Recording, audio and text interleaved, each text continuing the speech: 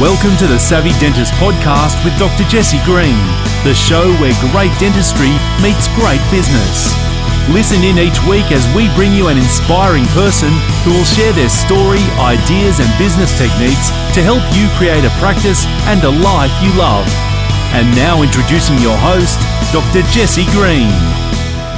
Hello everyone, it's Jesse Green here. Welcome back to SavvyDentist.com and to the Savvy Dentist podcast. It's really great to have your company for another episode of the show. Now, if there's one word in dentistry that gets people sweating, it's the word sales. And we all understand that, sometimes sales can have a bit of a negative connotation, but my view is that sales is helping people achieve better outcomes, whether it's in healthcare or otherwise. It's about understanding your patient or your customer and helping them with a solution.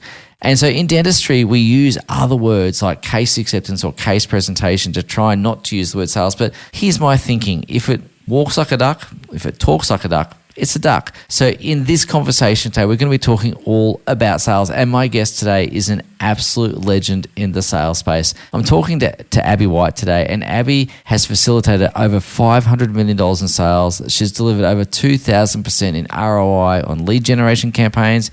She's got 17 years of sales experience in the trenches, working with leading companies such as IBM and so on and so forth. Now, she's the founder of Sales Redefine, which is a B2B company which really helps people grow and scale their sales. And what Abbie is known for is her wonderful keynote speeches, and she is sought after around the world, speaking to large audiences on this very topic. So I feel very blessed to have had the opportunity to have her on the show today. She's a wonderful guest. She's incredibly insightful, very knowledgeable.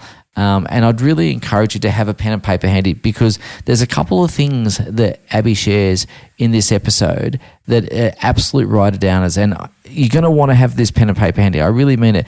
And listen out for the line that she says that helped the patient experience grow massively when nurses asked this one question.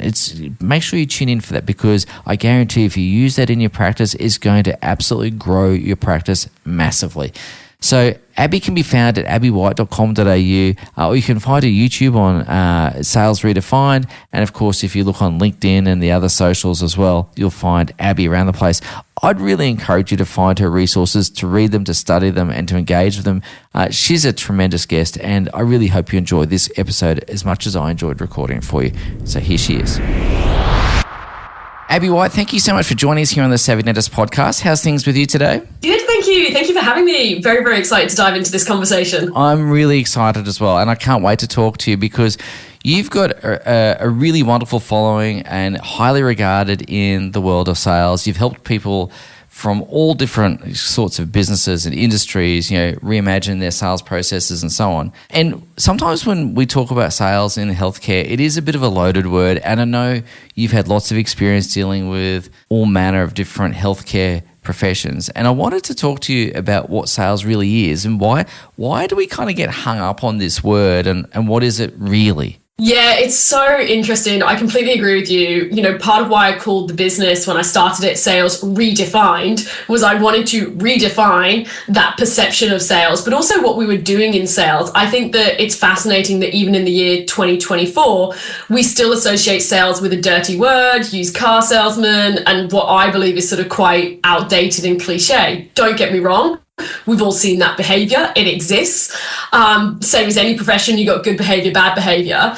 But for me, it is not about that. And I think having that viewpoint is actually a barrier. And I think that sales is a mindset game. And I've done a lot of work, as you mentioned, with health professionals, with opticians, pharmacists, nurses, occupational therapists. And the first step for us is always overcoming this barrier, because if sales is yuck, if sales is dirty, then we're not going to do it. We're not going to have the conversation.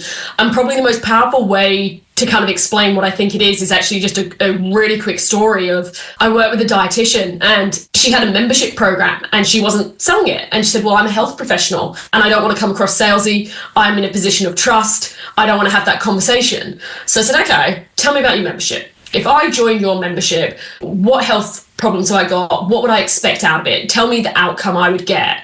And she told me about these amazing patients she'd worked with and how they'd overcome issues around diabetes, around their weight, better quality of life, better energy to play with their children, all these amazing outcomes. So I said, okay, that is sales. And I'm going to go one step further with you and say, if you don't have conversation and give someone the opportunity, give them the option to make the decision for themselves, you've just denied them the opportunity to get that outcome. So I want you to print off your favorite client testimonial and your favorite client story where you've delivered exceptional outcomes. And sales is, how do I get that outcome for more people? It's not about selling them stuff they don't need or twisting their arm into something they don't need. It's going, how do I get them the health outcome and the best outcomes that they need and they want and they deserve, that therefore improves the quality of their life? That is sales. Yeah, wow, that's really powerful. And when you think about those outcomes that those patients are achieving, they are really literally, quite literally, life-changing,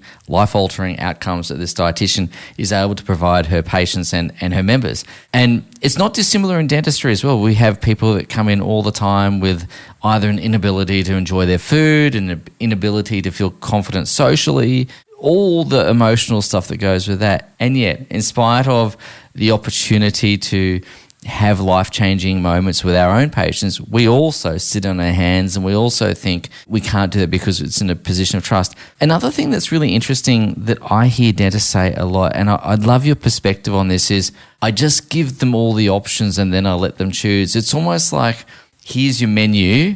I'm not going to guide you. I'm not going to offer anything. You choose. But you're also denying the patient the benefit of your own expertise and opinion here. And I just wondered if you see that elsewhere as well. I completely agree with your points there. And finishing that dietitian story, I actually forgot to tell the punchline, which is the worst part of it. The best part of it is that she actually sold out her membership within 2 weeks. No Facebook ads, no anything. She sold it out and had a wait list because she started having the conversation. So I think the starting point with dentists is, how do you have the conversation? But to your point around options, I think you are a health professional. You're in a position of trust. We come to you as the expert. So yes, you can provide options, but it's done in the right way. My recommendation for you is X. However, if for whatever reason, you don't want to do that, here is the alternative. It makes you question people when you don't get it. I'll give you a personal example. I'm having some specialist dental treatment at the moment. My dentist had to refer me to the specialist. I went, and then the specialist said to me, you've got two options. You can either have surgery and go down this option, or option two, we can try with some more antibiotics and try and see if we clear up, I've got a root canal infection, blah, blah, blah, blah, and we can see that. And I kind of was like, I don't know. I'm not a dentist. And even my dentist doesn't know and has sent me to you as a specialist. So in my head, I'm going, surely you should be telling me this. Like, I'm not qualified to make this decision. I mean, surgery sounds like a crap option. I don't want to do it, but I don't know. And so I think that it's about, like, I just did the same with some optometrists. How do you lead with, look, I believe the best option for you is this, and here is why it's the best option for you. But then, if, for example, that's not an option for someone because they're going to have downtime off work, or it's a very costly, expensive option, you can then give an option too. But I think that you as a trusted expert, you've got to be giving your recommendation with confidence. Confidence is a funny kind of quality, isn't it? Because sometimes one of the beauties of getting a little bit older and having a bit more grey hair is that you've been around the block a few times and you have that confidence, but there'll be some younger practitioners who perhaps are a little less experienced, maybe haven't had those runs on the board yet. How do you build that confidence if you're still new to the game? Yeah, I think confidence can sometimes get confused, and sometimes people almost go towards more, I want to say arrogance. I don't think it's quite as far as arrogance, but I think it can come across almost cocky, for want of a better word. And I think it's almost just having confidence that with the knowledge that you have, with the examination you've just done, with whatever, x-rays or whatever it is you've just done, you are putting forward your best recommendation that you believe is in the best interests of the patient. And you're giving the best possible next steps, and just having confidence in that and putting it forward. Because when you're kind of like, I don't know, maybe this or maybe that, the person on the receiving end is like, like, oh, if they don't know, or maybe I should go to someone else because they didn't really see, how often have you caught yourself having a conversation with someone going, yeah, I just didn't really trust that they knew what they were talking about. In my world, I like to work in the number 3 a lot. So I kind of think of everything in groups of 3. And sometimes I think of businesses kind of a marketing, sales, and delivery kind of trio. You've kind of got these 3 core functions. And marketing and sales are intimately related. I wanted to ask you a little about your views on where marketing and sales interact, where one begins and the other finishes, all those sorts of things. What's that relationship look like from your perspective? Yeah, look, this is a massive hot topic for me. I think that often sales and marketing act like a badly divorced couple. And I think that my favorite word, which HubSpot coined, was SMARKETING. SMARKETING, love it. Yes. I love that word. I wish I came up with that word, but I didn't. It wasn't me. But I think that it should be SMARKETING, because I think if you've got a disconnect between your sales and marketing, you have essentially a leaky funnel and you're throwing money down the drain. And I think the two have to be connected. An interesting study that brings this to life, LinkedIn did a study, and I appreciate LinkedIn might not necessarily be where all of your audience are necessarily hanging out. However, I would say it's a good reflection of what happens across the board, is that they found that 75% of the time who sales were talking to on LinkedIn and who marketing were talking to on LinkedIn were completely different, completely separate audiences. Oh, wow. Statistically, only 8% of companies have a strong alignment between their sales and marketing, and those that do generate 209% more revenue. So to me, it should be a seamless, actually, let's go with your 3 pillars because you put it so nicely. The 3 should be so seamless between marketing to sales to delivery, back around again, and back around that loop of keeping, retaining, and staying with our patients for the long haul.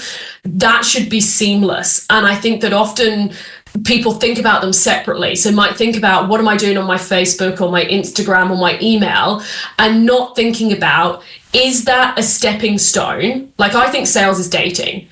So is it a stepping stone towards getting a new patient? Is it a first date, a second date, and then I've got that new patient?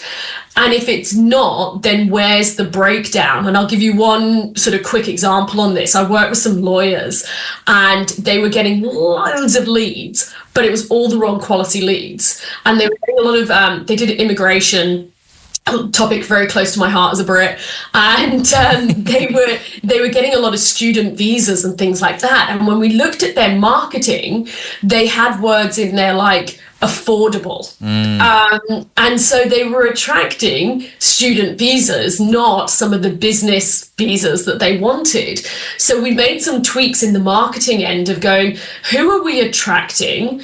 What do they care about? How are we speaking so specifically to them that then we attract the right people, and then we've got stepping stones for people to, get to know us and then feel confident that we're going to be the dentist for them. And then it converts into sales.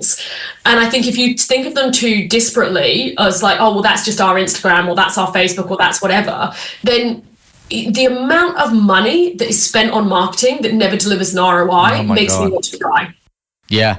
I think every practice owner listening to this podcast will be kind of nodding vigorously as they're driving through the traffic going, hell yeah, I have wasted so much money on this agency or that agency and so on. And I think you're really right. I think that continuum is so important. I like the dating metaphor.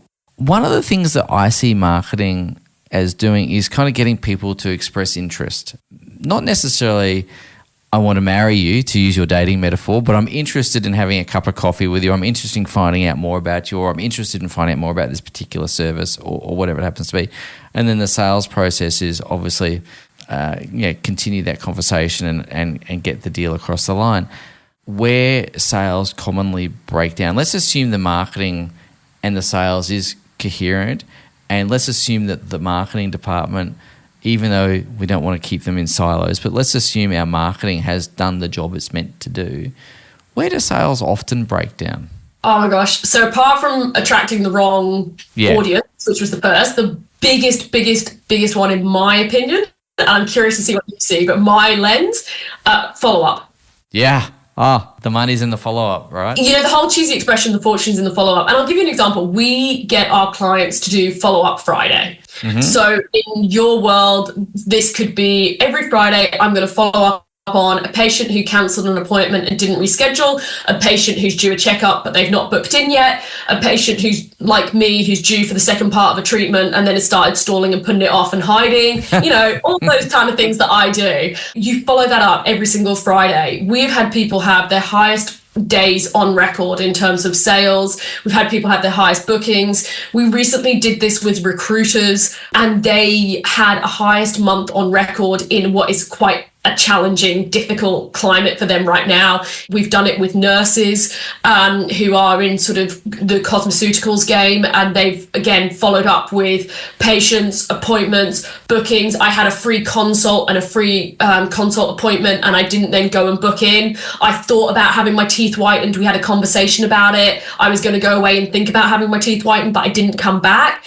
80% of sales statistically takes 5 follow-ups or more, but 44% of people only follow up once. So for me, you can look at all these big fancy strategies of sales, which I adore and I love, but typically the low-hanging fruit is right there in those basics. I'm curious about your lens. Do you see similar in your consulting work? Yeah, 100%. And it's really interesting you say that. I'm a big lover of patient retention.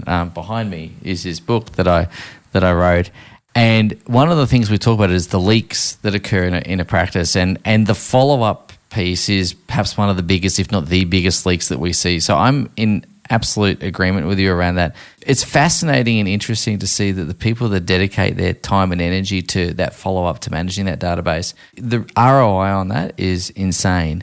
It's really interesting. And in the consulting work that we do, we see so much opportunity left on the table. We see, in actual fact, it's one of the ways we help our clients get quick wins is just follow up the stuff that's already there. It's not rocket science. And like you asked about confidence before, it also can breed confidence. I'm sure you've seen the same, because suddenly you're getting some wins under your belt, and that might be the receptionist who's doing all the follow-up calls. It could be. And suddenly when you're seeing success, you know, as humans, we want progress. We want to see that progress. So then I'm more likely to do it because I'm like, this is worthwhile. By doing that, I got 10 more appointments booked in or whatever it was. Yeah.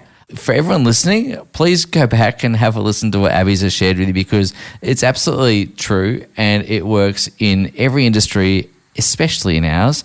And so, there's some really good advice there. Where do you see relationships in the context of selling? What's the value of a relationship in that regard? Yeah, look, I do still think relationships are king and they are key. And I think particularly as we're coming into the world of AI and automation and all the rest of it, that personal touch can go a really long way.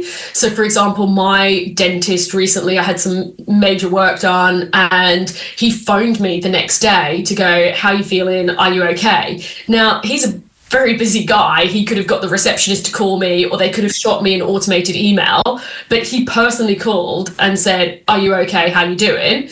And that to me was a really nice personal touch. Now, interestingly, all of my family have moved to another dentist because we moved area. Mm-hmm. And so my husband thinks it's ridiculous that I would drive, probably 45 minutes to go back and see my previous dentist when there is a dentist probably about 200 meters from where I'm sitting right now. And my husband thinks it's ridiculous. So my husband and my son go to the local dentist. Yep. And I go back to, but I feel like I've built a relationship. I trust him. I trust his opinion. And so I think that relationship is still key. And I think all those little things, they count. I'm quite a nervous Nelly around health professionals. It makes me nervous.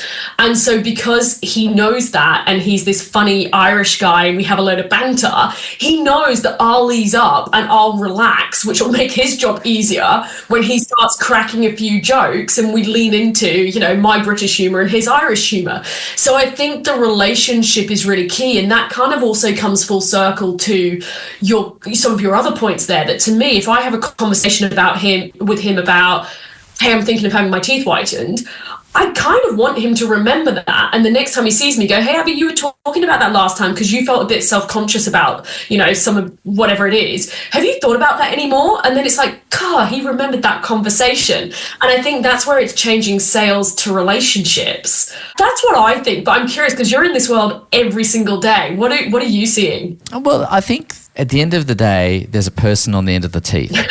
and so we're treating people, we're not treating teeth. We're treating people who happen to have teeth. And so I really believe that relationships are the key for selling in a healthcare environment. Now, of course, technology and other things might change all that in a little while or influence that in a little while. But I still see that relationship as being key to everything.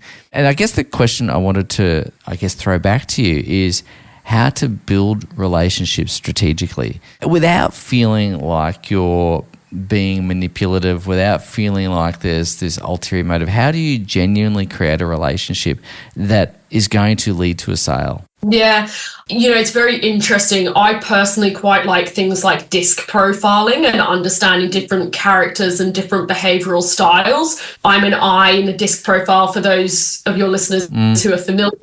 I'm a DC. Oh, yeah, okay, yeah. So there you go. So I like to chat. I like to get to know you. I want to know about my dentist holiday. My husband is a really high C, so he's more about the detail and the analytics, and he does not want to necessarily know about my dentist holiday. And so I think it's also taking into account that understanding what is going to build a relationship with one person might not be the next. Even at its very basic core, I think it's about having an interest and taking the time. So there was a really, really interesting study done in America around nurses, and they were trying to improve client experience or patient experience, I should say, in hospitals. And they were trying let's do some upgrades, aesthetically, let's do a lick of paint. They were trying all these different things to get that improvement in patient experience. And none of it was working. And then they ended up changing. And with the nurses, as the nurses were going to leave the room, they got the nurses to say one line that shot their client experience through the roof. And the one line was, is there anything else I can do for you? I've got time. Oh, wow. And it was like, that is genius. Because imagine if I was leaving my appointment and my dentist, rather than being like, let's get to the next one, said, Abbie, is there anything else you want to ask? I've got time.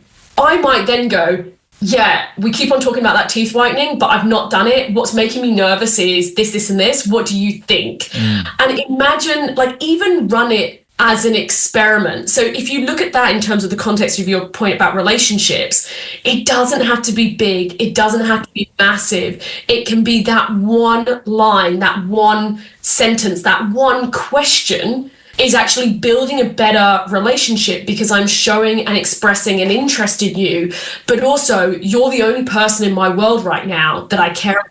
People like Barack Obama was famous as president that people talked about when they met him. They felt like they were the only person in the world and that he wasn't interested in all the other millions of things he had to do. So that patient at that one moment that they're in, they're in with you, how do you at your practice make them feel like they're so valued?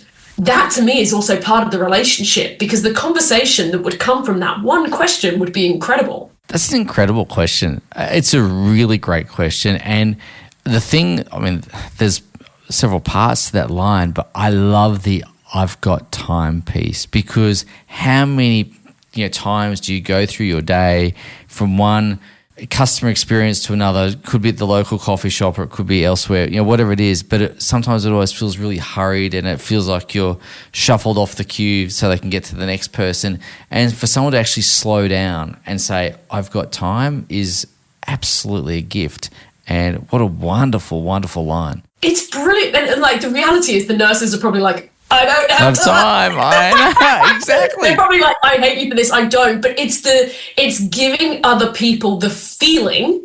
We did this with some nurses ourselves, giving everyone the feeling that they're not being hushed, that they're not being rushed, and they're not being pushed through to the next patient, because that's when you just feel like a number and you feel like you're just taking your ticket at the cheese counter and you're kind of going one in, one out. And I think sometimes it's also those little things, we all care about ourselves, and it's that, so you value when someone goes, hey, Abbie, how's your son? Last time I was talking to you, he was just changing schools. How did that go? Yeah. We do typically value that sort of thing, that someone has taken an interest to us. We're not just any patient. Or like me saying, my dentist called me the next day. We were probably on the phone for 30 seconds, but I was like, wow, the fact that he built the relationship with me by picking up the phone and seeing how am I doing, I don't think that would happen if I went to the dentist across the street. No. Would you be happy to pay a premium for that service with the relationship compared to, I guess, maybe a transactional experience but at a cheaper price? I would. So I would, and the research shows that people will. My husband laughs at me because he's like, Abbie, you are paying so much more than if you just came straight across the street with my son and my husband and you're going and paying a premium. It's like, I don't care, because I trust that he is doing the right thing by me. I trust that he understands my history. He makes me feel comfortable when I'm a nervous Nelly. So I will do that. But it's, again, moving it away from me because I'm one person. If you look at all of the research, which I'm sure, you're the same, we travel in the same worlds, people are willing to pay more for a customer experience that is better. We will pay more for that. And it's also interesting because I was looking at some interesting research recently that Forrester did, and they were looking at NPS scores. They were looking at, if you actually double down on people who are kind of in that middle sort of 6 or a 7 kind of rating, you double down on those kind of guys and girls, you will make 7 times more of how do I get a 7 to an 8 or an 8 to a 9. You will make 7 times more revenue than actually if you just focus on the 1s or 2s who are never going to pay. They're always going to be price sensitive. They're always going to have a complaint. They waited too long, all those kind of things. And so I think that's interesting, back to your point on relationships and paying for a better experience, because those ones in the middle who we can create to be our real loyalists, those guys, they will pay. Yeah, wow. The opportunities there are endless, really, isn't it? If you think about what we've just spoken about, if you're driving your car right now and you're just tuning in, what Abbie has shared with you can absolutely, radically and profoundly change your business life and your personal life. Because if you take the time to engage with your people, your customers, your patients, and I'm also going to say a team as well, because I think there's another sales process there, but that's a different conversation. But not only will you have longer term patients, you'll have high case acceptance rates or sales conversion rates. You'll have more being sold, more being purchased, greater volumes of treatment, all of those sorts of things. And it's really simple to do. It's not hard to do. Just got to take that little bit of time and be interested. And Abbie, I wanted to ask you, because you're really, again, involved in the human side, but you're also really involved in technology as well. And I'm interested to explore the rapidly evolving world of AI and where that human touch and that technology intersect with one another.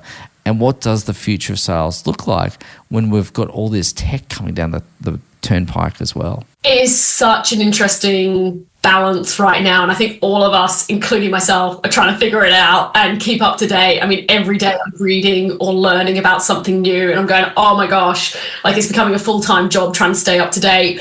My personal belief is it's the best of both.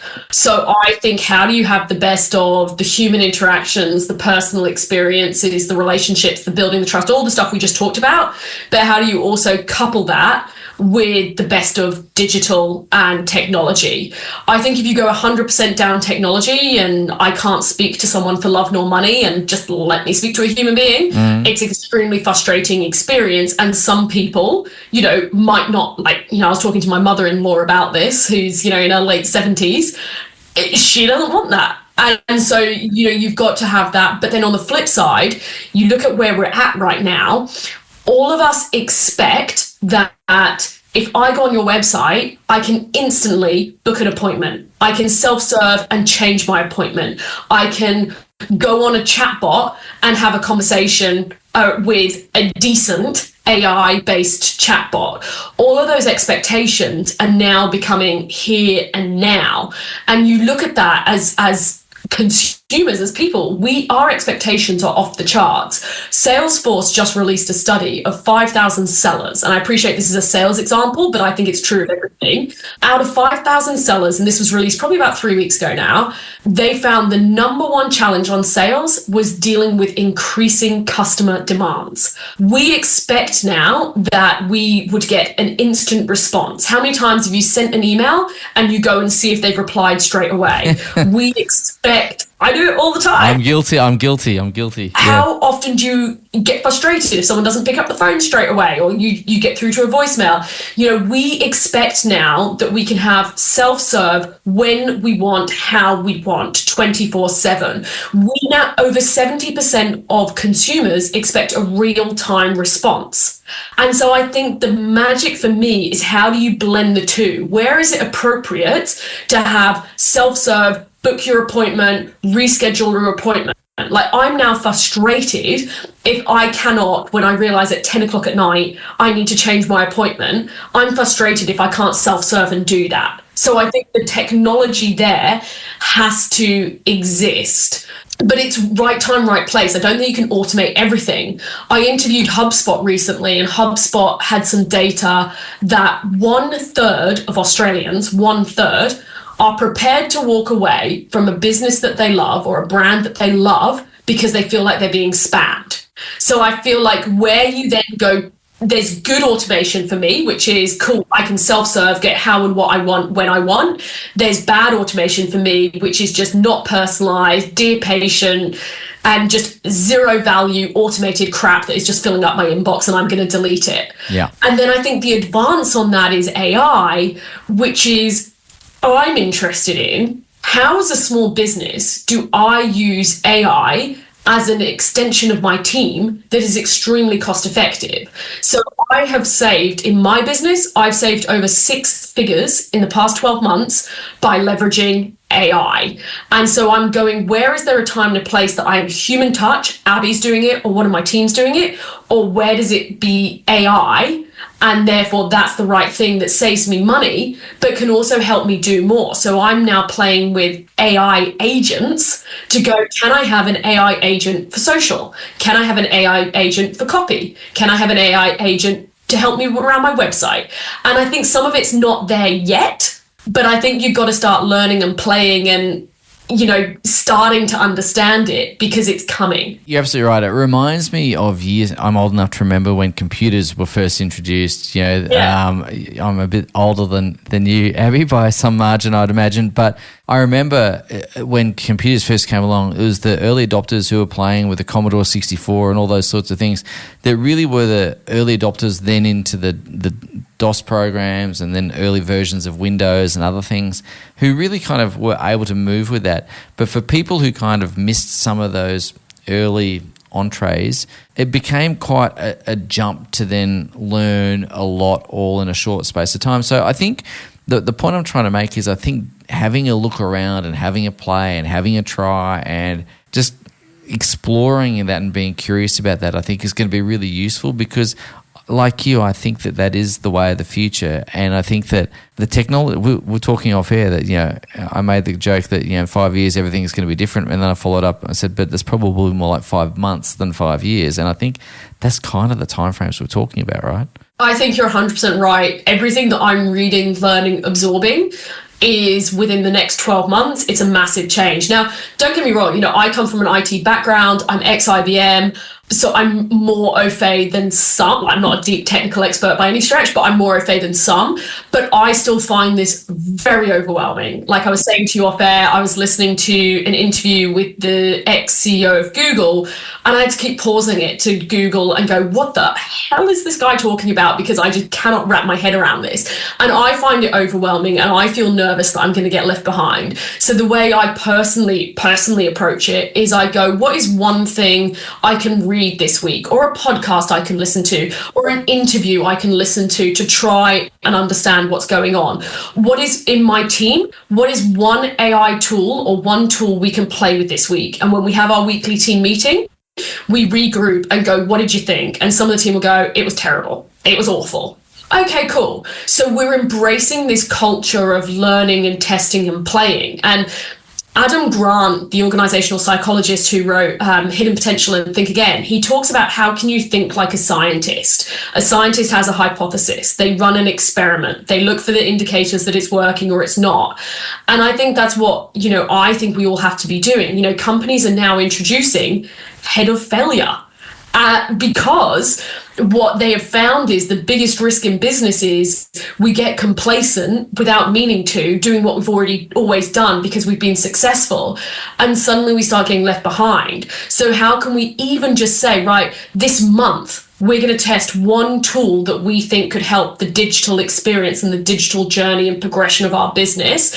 And we're going to have a test, and Sally's going to test this one and Bob's going to test that one. And then we're going to regroup in our team meeting to share and compare notes. That for me is the way of boiling it down and trying to make something that, to be honest, is a behemoth beast feel approachable, because I do think it's a risk. I've been doing a lot of research recently on businesses that over the past 25 years have grown and had hyper growth above the market versus businesses that have gone bankrupt and declined. And I'm really early into this research, but this common theme that I'm seeing so far is the ones that didn't survive. So think about Toys R Us, or in the US, the retailer Sears. Think Blockbusters. If you look at why did they not survive, none of them were quick enough to embrace e-commerce and the digital experience that happened on e-commerce. The same thing is happening again now on AI. Yeah. And as scary as it is, and I consider myself in that boat too, where I'm like, what am I doing? I feel like my mother. My brother and I joked, we're like, this is what our parents must have felt like. Like, this is how I'm starting to feel. So I feel old. But I think you've just got to start playing and testing. Yeah.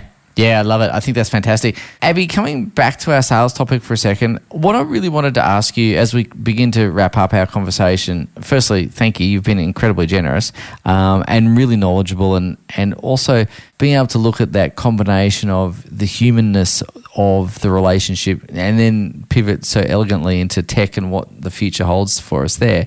If you were in a service-based business such as dentistry and you were thinking about how do I have a better sales? How do I help my team sell better? Because one of the frustrations that we see a lot in practice is the principal dentist saying, I can do this. I'm intuitively figuring it out as I go. I've learned how to do it. I'm probably more incentivized to do it as the business owner. How do I get my team to step up in the same way? I say this wholeheartedly, and I practice what I preach on this, and it's going to sound as if it's contrived, but it's not. I would engage someone like yourself, Jesse, your team, your coaches, because I work with a mentor because I'm too close to my business. And my mentor will say to me, hey, Abbie, what are you doing on your sales strategy? And I'll be like, oh, that's a bit awkward. Yeah. You're too close to it that you can't see the low-hanging fruit. Whereas for someone else coming in, they can see it. Not only that, I find when a principal typically says to the team, hey, you guys should be asking that one question. You guys should be following up. You guys should be whatever. It's a bit like me when I try telling my son to do anything. He does not listen to me whatsoever anytime. Whereas when your team come in, and I assume, and fill me in on this, Jesse, if I've got this wrong, but I assume when your team and your coaches come in, they're Switzerland, they're external, they're neutral, and suddenly, I'll go in and say something to people and people go, I've been saying that to my team for so long and they have not listened. So I would say, a team like yourselves, that you're experts in the industry, you're impartial, you're independent, you can help people see what's right in front of them, they're too close to it, and also they keep you accountable. I was up until 10 o'clock last night working on my homework because I'm meeting my mentor tomorrow and I had to send it to her in advance. If I did not have her, I would just not be doing it. There's a great saying that Tiger Woods, when he was at the top of his game, he had 5 coaches. And of course, Tiger Woods, amazing golf player. And someone said to him, Tiger, why the coaches? And he says, because I can't see myself swing. And I think, like you said, we're all so close to, I too have a mentor as well, who again is that external voice that says to me, Jesse, what are you doing here? Why are you doing that? And you kind of go, why am I doing that? I don't know. Abbie, firstly, as I said, I really enjoy these conversations. I always feel like, as a podcast host, and I know you have your podcast too, I always feel like the luckiest person because you get to be the one that has the conversation. So I just want to say I feel really lucky to have had the chance to talk to you today. And I feel really blessed and privileged to have been able to converse back and forth and share some thoughts and ideas and immerse ourselves in this wonderful topic. I think sales is a really noble profession. I actually think it is perhaps one of the most noble professions going around, because you're ultimately helping people solve things. And I love the work that you're doing. I love that you're redefining what it means to have sales. And I just want to say, I really commend you on your work and thank you for all that you do. No, likewise. I think we're both sort of traveling in similar circles like that. And thank you so much for having me on. Thank you. Well, Abbie, let's catch up again. I would love to talk to you about coming to talk to our people at some point soon, because I think there's a whole big conversation that we could get into beyond here today. So let's keep that conversation going. But for now, look forward to talking to you soon. Thank you. Thank you for listening to the Savvy Dentist podcast. For more episodes, go to drjessiegreen.com/savvydentist. And to discover how to build a high-performance dental practice, visit drjessiegreen.com and download the free report.